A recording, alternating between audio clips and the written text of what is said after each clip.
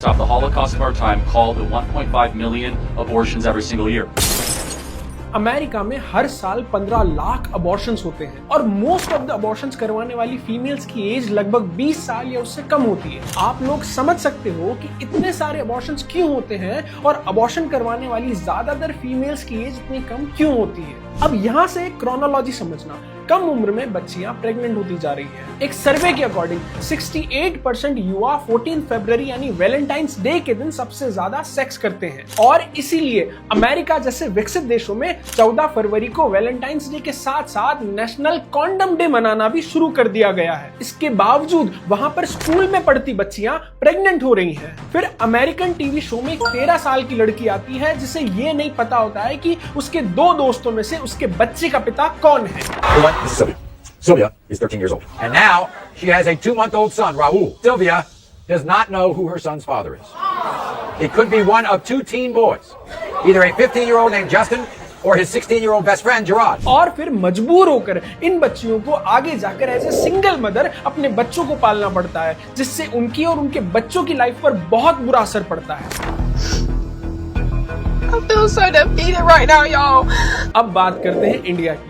India दो सबसे बड़े रीजन्स की वजह से सबसे ज्यादा वल्नरेबल है। पहला तो ये कि हम वेस्टर्न कल्चर को ब्लाइंडली फॉलो करने में नंबर 1 है।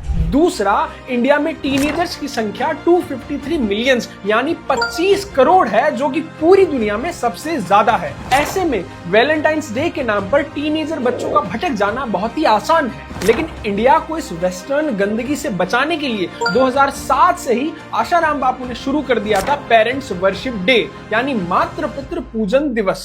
इस बेसिस पर कि जब बच्चे अपने माता पिता के लिए प्योर लव एक्सप्रेस करेंगे तो वो ना ही उनसे झूठ बोलेंगे और ना ही गलत रास्ते पर जाने का सोचेंगे। जब अमेरिका में चार्ली कर्क ने इस गंदगी के खिलाफ आवाज उठाई तो उस आवाज को हमेशा के लिए दबा दिया गया। और जब भारत में आशाराम बापू ने इस वेस्टर्न गंदगी को रोकने के लिए मातृ पितृ पूजन दिवस शुरू किया तो उनको भी टारगेट किया गया, जिससे वो और उनकी संस्था आज तक लड़ रहे हैं। अब सोचना आपको है कि आप अपने बच्चों के लिए कौन सा रास्ता चुनोगे, क्योंकि अगर आज आप नहीं संभले तो भारत में भी ऐसा समय आ सकता है जब 14 फरवरी के दिन नेशनल कॉन्डम डे मनाना पड़े। भारत में भी टीनेज गर्ल को टीवी शो में बिठाकर उनसे उनके बच्चों के पिता के बारे में पूछा जाए।